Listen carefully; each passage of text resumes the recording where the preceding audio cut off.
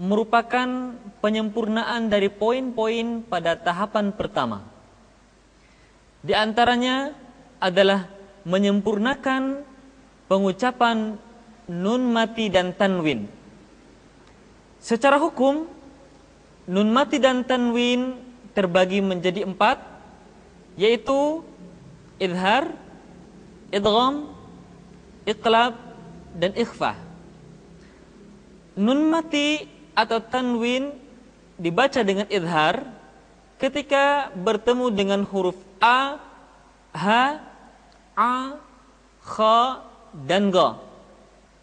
Caranya, nun mati atau tanwin dibaca secara jelas. Contohnya, man aman, minhum, an'amta. Satu hal yang mesti dihindari ketika membaca idhar adalah mengucapkan nun mati dengan suara yang mantul. Contohnya, an'amta, fasayunghidun, fasayunghi, dzalika liman kha, liman kha. Mestinya dzalika liman kha, man kha. Tidak dibaca dengan man kha, suara yang dipantulkan. Yang berikutnya adalah idgham, di mana nun mati atau tanwin dibaca lebur dengan huruf berikutnya. Idgham terbagi 2. Ada yang harus disertai dengan gunnah atau sering disebut dengan idgham bi gunnah atau idgham ma'al gunnah, dan ada idgham yang tidak disertai dengan gunnah, yaitu ketika bertemu dengan la dan ra, maka nun mati tanwin tidak perlu digunakan. Sementara ketika bertemu dengan 4 huruf ya, nun, mim, dan waw, maka nun mati atau tanwin digunakan. Ditahan, tidak boleh tergesa-gesa, dan dimasukkan ke hidung. Contohnya, faman ya'mal. Jadi yang pertama mesti ditahan, tidak boleh tergesa-gesa. Kemudian yang kedua, masukkan ke hidung, karena gunnah tempat keluarnya adalah al-khayshum atau rongga hidung. Jadi tidak dibaca seperti ini, faman ya'mal, faman ya'. Sudah betul ditahan, tetapi satu kekurangannya, tidak masuk ke hidung. Faman ya'mal, mestinya faman ya'mal mithqala dzarratin khairan, tidak khairan yarah. Sementara kalau idgham bila gunnah, nun mati tanwin dimasukkan pada huruf lam dan ra yang dihadapannya tanpa harus ditahan. Contohnya, wa allaw istaqamu. Tidak perlu wa allawis, langsung wa allawis. Atau kalimat min ra, tidak perlu dibaca mirabbihim, dibaca cukup mirabbihim. Selanjutnya iqlab, yaitu nun mati atau tanwin diikuti oleh huruf ba, di mana nun mati dan tanwin dirubah menjadi huruf mim. Ditahan suaranya, tidak boleh tergesa-gesa. Kemudian diucapkan mim dengan cara yang samar. Caranya, ketika mengucapkan huruf mim, kedua bibir kita agak sedikit direnggangkan, tidak sempurna rapat. Contohnya, mim ba'di, tidak dibaca mim ba'di atau mim dengan menyempurnakan mim. Tetapi sepakat para ulama bahwa iqlab disertai dengan samar, disertai dengan ikhfa. Mim ba'di anba'ahum. Demikian. Dan yang terakhir adalah ikhfa, yaitu nun mati dan tanwin diikuti oleh huruf-huruf selain huruf halqiyah, yaitu huruf a, ha, a, ha, kha, gha, kemudian huruf ba dan huruf yarmaluna, ya, ra, lam, mim, waw dan nun. Kesalahan yang sering dilakukan pada ikhfa adalah seringkali menyamakan bahwa ikhfa itu adalah pengucapan eng. Padahal secara bahasa ikhfa artinya menutupi. Jadi ketika kita mengucapkan nun mati dan tanwin, posisi makhraj sudah menutupi atau masuk pada huruf yang sedang kita hadapi. Contohnya, ketika nun mati tanwin bertemu dengan huruf fa, maka posisi makhraj sudah berada pada huruf fa. Ditahan, pertama tidak boleh tergesa-gesa, ingat. Kemudian yang kedua dimasukkan ke hidung suaranya. Dan yang ketiga, nun mati tanwin ketika digunakan posisi makhraj sudah berada pada huruf fa. Contoh, anfa. Jadi tidak angfa, tetapi anfa. Ketemu dengan ta misalkan, tidak dibaca antum, tetapi posisi lidah sudah berada pada makhraj huruf ta. Antum, wala antum. Dan ada satu hal yang mesti diperhatikan di dalam bab ikhfa ini adalah nun mati tanwin bertemu dengan huruf-huruf isti'la yang dibaca dengan ikhfa, yaitu nun mati tanwin bertemu dengan qaf, sad, dad, ta, kemudian terakhir dha. Ketika nun mati tanwin bertemu dengan 5 huruf tadi, maka harus terdengar suara gunnah yang menebal atau disebut dengan tafkhimul gunnah. Contoh, nun mati ketemu dengan qaf, anqadha, tidak dibaca anqadha, tidak anqa, tapi anqadha, anqa. Atau misalkan nun mati tanwin ketemu dengan huruf sha, khalaqal insana min salsalin kal fakhar. Bahkan dalam ayat yang barusan saya baca, di sana ada 3 ikhfa, nun mati ketemu dengan sin, kedua nun mati ketemu sha, kemudian terakhir ketemu dengan kaf. Perhatikan, ketiga ikhfa ini memiliki suara yang berbeda. Yang pertama nun mati ketemu sin, khalaqal insana min. Yang kedua ketemu dengan sha, suara menebal, min salsalin. Ketemu kaf, maka dominan kepada huruf eng, minka. Sekali lagi perhatikan, khalaqal insana min salsalin kal fakhar. Demikian yang pertama yang dibahas dalam tahapan ketiga, menyempurnakan nun mati dan tanwin. Selanjutnya adalah menyempurnakan pengucapan mim mati. Terutama saya tekankan pada mim mati bertemu dengan ba, atau di dalam ilmu tajwid disebut dengan ikhfa syafawi. Ikhfa syafawi adalah mim mati yang diikuti oleh huruf ba. Kalau pertama, dalam tahapan pertama, satu hal yang mesti dikuasai adalah tahan suara, tidak boleh tergesa-gesa. Maka pada tahapan ini, mim mati bertemu dengan ba bukan saja mesti ditahan dan dimasukkan ke rongga hidung, akan tetapi mim mati bertemu dengan ba mesti dibaca dengan sempurna. Caranya, kita baca mim dengan suara yang samar. Caranya, kedua bibir kita direnggangkan, tidak sampai rapat secara sempurna.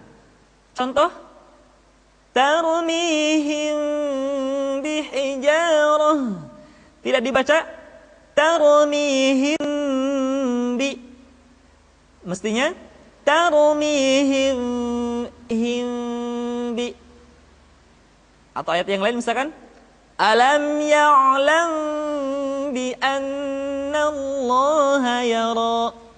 Tidak dibaca alam ya'lam, lam bibirnya rapat, akan tapi direnggangkan, alam ya'lam bi anna Allah yara. Itu hal yang penting diperhatikan di dalam mim mati, yaitu mim mati bertemu dengan ba. Selanjutnya adalah bahasan idgham. Pada kesempatan ini saya tidak akan membahas secara keseluruhan tentang idgham. Akan tetapi saya akan coba mempraktekkan beberapa hal yang memang dianggap penting diperhatikan oleh kaum muslimin semuanya. Yang pertama adalah idghamnya huruf to ke dalam huruf ta, di mana leburnya to ke dalam ta, tidak semua sifat yang dimiliki to masuk ke dalam huruf ta. Contohnya, la in basauta, tidak dibaca la in basatta. Tidak basatta tapi basauta. Sifat itbaq yang dimiliki oleh huruf to masih tetap ada, sehingga ketika mengucapkan to bertemu dengan ta, terdengar suara yang menebal, basauta. Kemudian yang kedua yang mesti diperhatikan dalam idgham adalah leburnya huruf ba mati ke dalam huruf mim yang terdapat di dalam surat Hud ayat 42. Ayatnya berbunyi irkab ma'ana. Dibaca tidak irkam ma'ana, tetapi irkam ma'ana. Disertai dengan gunah, ditahan, tidak boleh tergesa-gesa. Selanjutnya, penyempurnaan pada tanda-tanda panjang, atau dalam ilmu tajwid ada satu bab yang disebut dengan ahkamul mad. Hadirin yang dimuliakan Allah Subhanahu wa taala, pada kesempatan ini saya tidak akan membahas secara teori tentang ahkamul mad, karena pada tahapan pertama sudah cukup jelas saya kira bagaimana cara membaca tanda-tanda panjang dalam Al-Qur'an. Ingat baik-baik, saya ulang, bahwa pada prinsipnya selama tanda panjang tidak diikuti oleh hamzah, tasydid atau huruf sukun, maka suara di ayun tidak boleh kepanjangan. Sebaliknya, ketika kita menemukan tanda panjang diikuti oleh hamzah, tasydid atau huruf sukun atau disukunkan, maka suara panjang melebihi kadar 2 harokat. Tentang ukuran-ukuran harokat ketika bertemu dengan huruf hamzah tasydid sukun, silakan hadirin kaum muslimin membuka buku yang telah kami susun untuk membantu kaum muslimin mempermudah mempelajari Al-Quran. Pada kesempatan ini saya akan menyampaikan satu poin saja, yaitu tentang mad lazim harfi, di mana huruf mad atau tanda panjang bertemu dengan huruf-huruf sukun di dalam huruf yang sering kita temukan di dalam awal-awal surat, atau sering disebut dengan huruful muqatta'ah. Seperti misalkan di dalam surat Al-Baqarah ayat pertama, kita akan menemukan ada satu ayat yang terdiri dari rangkaian huruf. Ada alif, ada lam, ada mim. Itu yang dimaksud dengan huruf muqatta'ah. Ada beberapa kaidah yang mesti diperhatikan ketika kita membaca huruf-huruf muqatta'ah. Yang pertama, baca sesuai dengan nama huruf. Misalkan alif, lam, tidak boleh dibaca la. Mim, tidak boleh dibaca ma. Qaf, tidak dibaca dengan qa. Atau sod, tidak dibaca dengan so. Atau nun, tidak dibaca na, tapi dibaca nun. Kaidah yang kedua, perlakukan ketika kita mengucapkan huruf-huruf muqatta'ah sebagaimana kita membaca ayat-ayat yang lain di dalam Al-Qur'an. Di sana berlaku hukum mad. Kalau ada tanda panjang diikuti oleh huruf sukun dan tasydid, maka suara kita menjadi panjang. Yang kedua, kalau ada nun mati diikuti oleh huruf ikhfa, maka suaranya pun diikhfakan. Atau ketemu huruf-huruf yang mesti diidghamkan, maka mesti diidghamkan. Contohnya alif, lam, dan mim. Yang pertama dibaca alif. Alif, kemudian lam dibaca panjang, la selama 6 harokat. Kemudian mim dibaca ditahan, tidak boleh tergesa-gesa, karena setelah mim mati diikuti oleh huruf mim, sehingga berlaku hukum idgham. Lam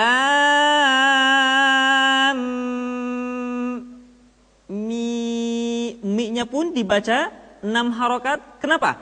Karena diakhiri oleh huruf mim yang sukun. Mim. Sehingga lengkapnya begini. Alif lam mim. Contoh lain misalkan ketika kita membaca surat Maryam ayat pertama. Di sana tertulis huruf kaf, ha, ya, ain, serta sod. Ingat tadi kaidah pertama, baca sesuai dengan nama huruf. Kemudian bila perlu dipanjangkan karena menemukan huruf sukun atau tasydid, panjangkan 6 harokat. Kemudian yang kedua, kalau ada nun mati bertemu dengan huruf-huruf ikhfa, diikhfakan. Perhatikan contoh berikut ini.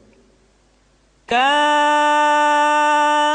ha, ya, ain, sad. Kaf dibaca 6, ha karena tidak diikuti oleh huruf sukun dibaca 2 harokat. Ya demikian pula dibaca 2 harokat, dan ai karena diakhiri dengan nun mati dibaca 6 harokat.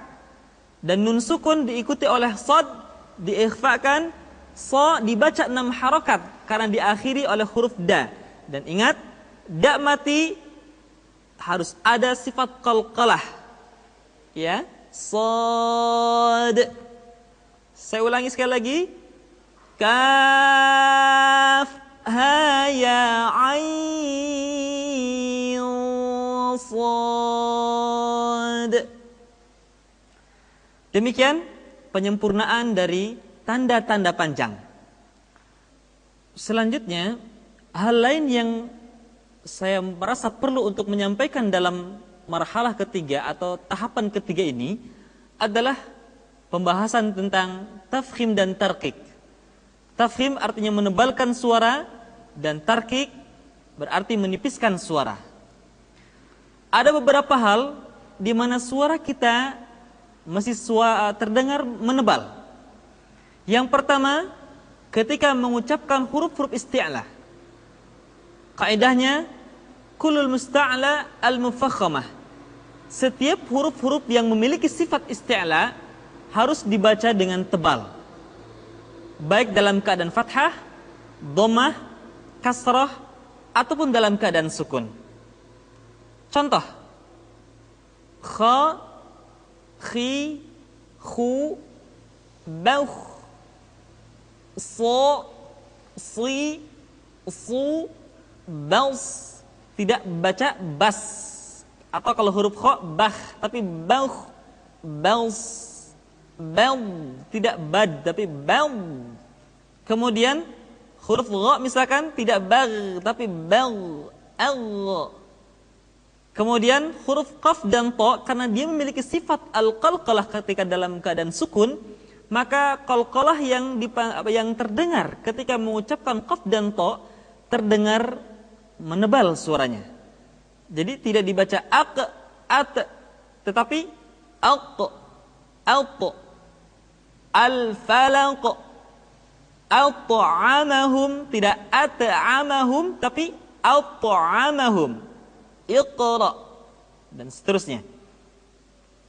Kemudian yang kedua, yang mesti terdengar suara kita menebal adalah nun mati ketika bertemu dengan huruf-huruf isti'la. Dan ini telah dibahas pada poin-poin sebelumnya. Yang ketiga adalah pengucapan lafaz Allah. Lafaz Allah dimanapun kapanpun, maka lam yang terdapat pada lafaz jalalah tersebut mesti ditebalkan. Allah, Rasulullah. Kecuali kalau lafaz Allah didahului oleh huruf yang berharokat kasrah, maka lam kembali dibaca dengan tipis, tarkik. Contoh, bismillahi, tidak bismillah, bismillah. Hal yang keempat yang mesti dibaca tebal adalah beberapa kondisi huruf ra. Huruf ra mesti dibaca tafkhim atau dibaca dengan suara yang tebal ketika dia berharokat fathah atau berharokat dhammah, kemudian ra sukun didahului oleh fathah, contohnya akbar. Kemudian ra sukun didahului oleh huruf yang berharokat dhammah, contoh hatta zurtumul maqabir. Zurtumul, suara ra tebal. Sementara yang berikutnya ra dibaca tebal pula ketika berhadapan dengan huruf-huruf isti'la. Contohnya misalkan inna rabbaka labil mirsad. Tidak dibaca mirsad tapi mirsad. Kenapa? Karena setelah huruf ra diikuti oleh huruf isti'lah. Dan yang terakhir, ra sukun dipastikan dibaca dengan tafkhim manakala didahului oleh hamzah wasal. Contoh, irji'i ila rabbik.